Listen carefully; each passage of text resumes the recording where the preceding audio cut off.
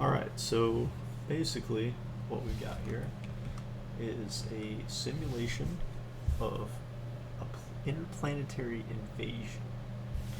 Okay, so I've been working on this for a while, maybe about the better part of a year now, and I've got it to a point where I'm pretty happy with it. I don't think it still needs some tweaks. Right now, it needs to be play tested quite a bit to get some balancing on numbers and such, and units and things like that. But mechanically speaking, I'm pretty much pleased with kind of the overall feel of it. I'll be making a couple videos going into deeper, a little bit deeper on how each mechanic works and how they interact with one another.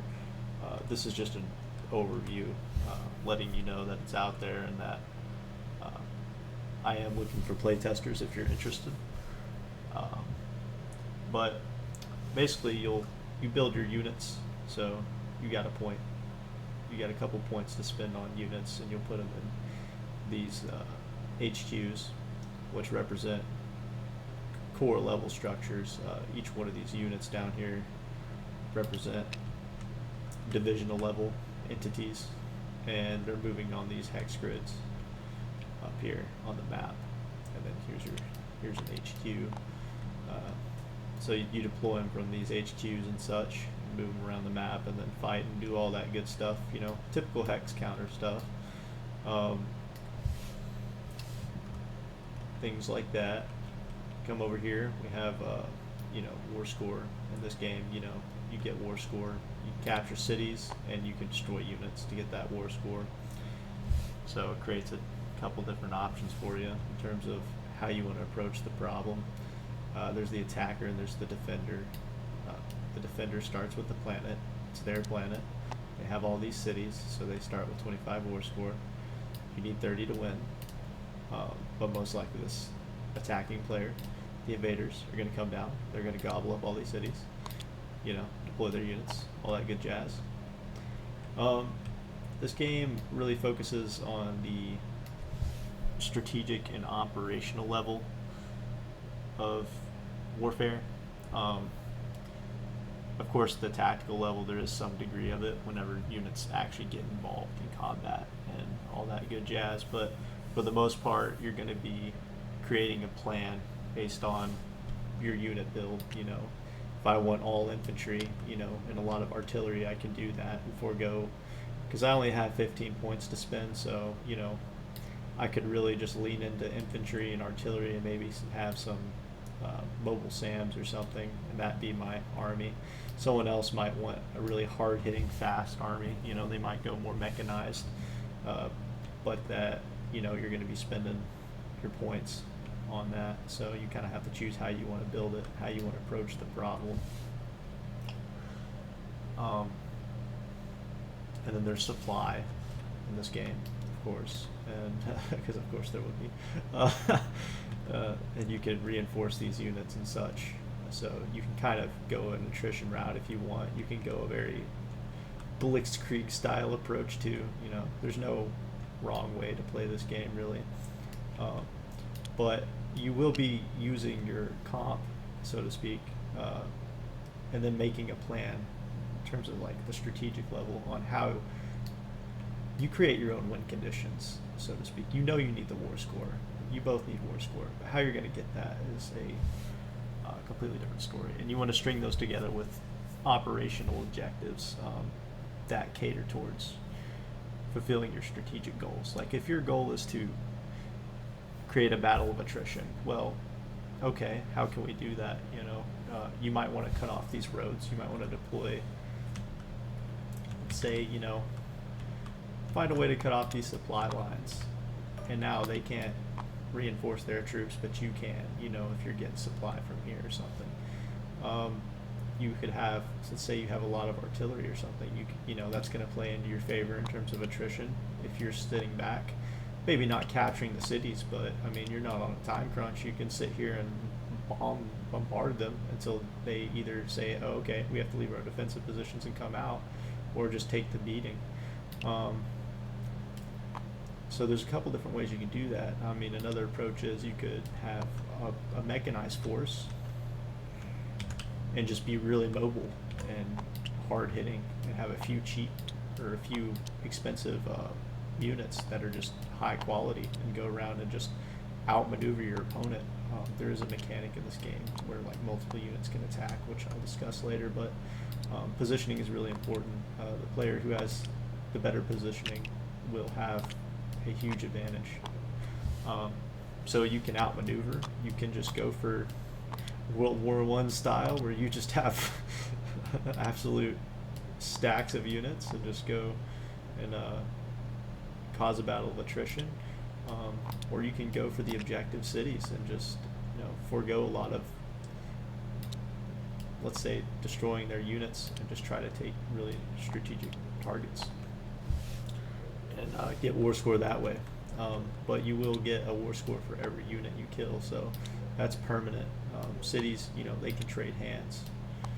Another thing is you could, in regards to attrition, if you wanted to go say that way and use that strategy, you could bomb, strategically bomb, do a little air operation and bomb these cities, and then they have to, it's gonna take time to fix those. The defender, they could go scorched earth and say, okay, you can have the city, and start pulling back and give them more defenses, give them more time to prep for defense down here. Or they could say, not one step back, we're just going to immediately engage and send troops out to deal with this. There's a whole bunch of different ways you could approach problems in this game, but I think the fun part of it is building your own armies. You kind of get this sandbox style of where at the start, you're doing drafting. Like, oh, okay, I want to spend one of my points on 2 tanks. Okay, then your opponent goes, he's like, okay, well, I want some infantry. I want to put my infantry in here. And then it's like, okay, well, now I want some recon units for my tanks,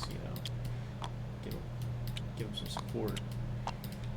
Okay, well, I want some special forces. Anyways, so, and it goes on until, you run out of points, and these are all field. And of course, you'll have your aircraft too and stuff like that. But you're basically building your own custom army, and what that means is it creates a situation that kind of mirrors a nation building up their forces over a prolonged period of time. So you get these cool questions that you can answer through your gameplay. Like, okay, so what would happen if green just had a whole bunch of fighter aircraft, and that was their main anti-aircraft? They didn't take any mobile SAMs, maybe. And then what if red just decided to build all bombers? Well, what would happen with that? How would these two nations, so to speak, interact with their armies? What would that cause? What advantages would that give you? What disadvantages would that give you? Would that force you to tailor a play style, in a certain way, or come up with a solution you otherwise would have not even considered? So you get interesting situations with that. Let's say they didn't have any fighters.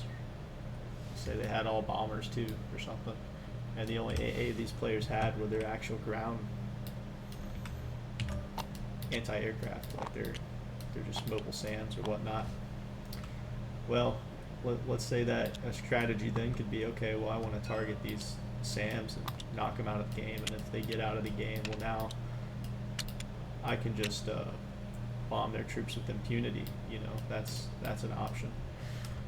A whole bunch of different questions can come up, or I should say problems that are created by your opponent, and you've got to work around those problems, in accordance with your original goal. So the players that I find will be successful in in winning the game more often than not is a player who can have a really good strategy going in,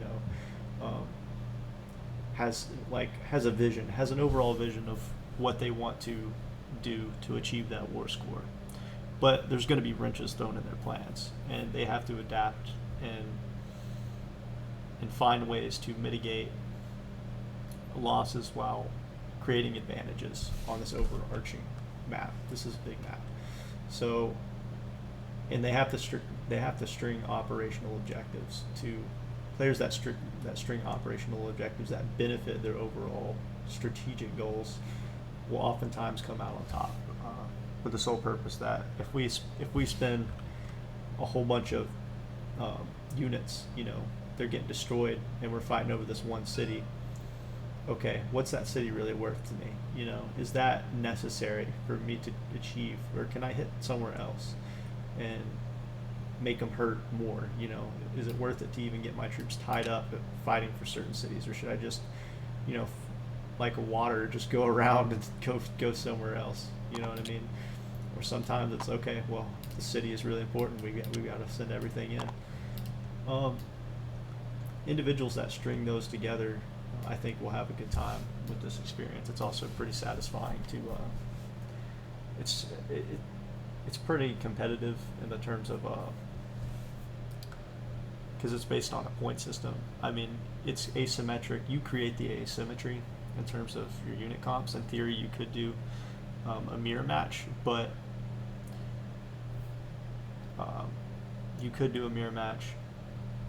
you're still going to get different outcomes, even in theory, if you took the same units. So, and all it takes is one unit to throw everything, So it's replayability, tons of replayability. You're never going to get the same outcome twice. There's just too many variables that coincide with that. So you're never going to feel like you're fighting the same nation, so to speak, or the same army every time. It's going to be different every time.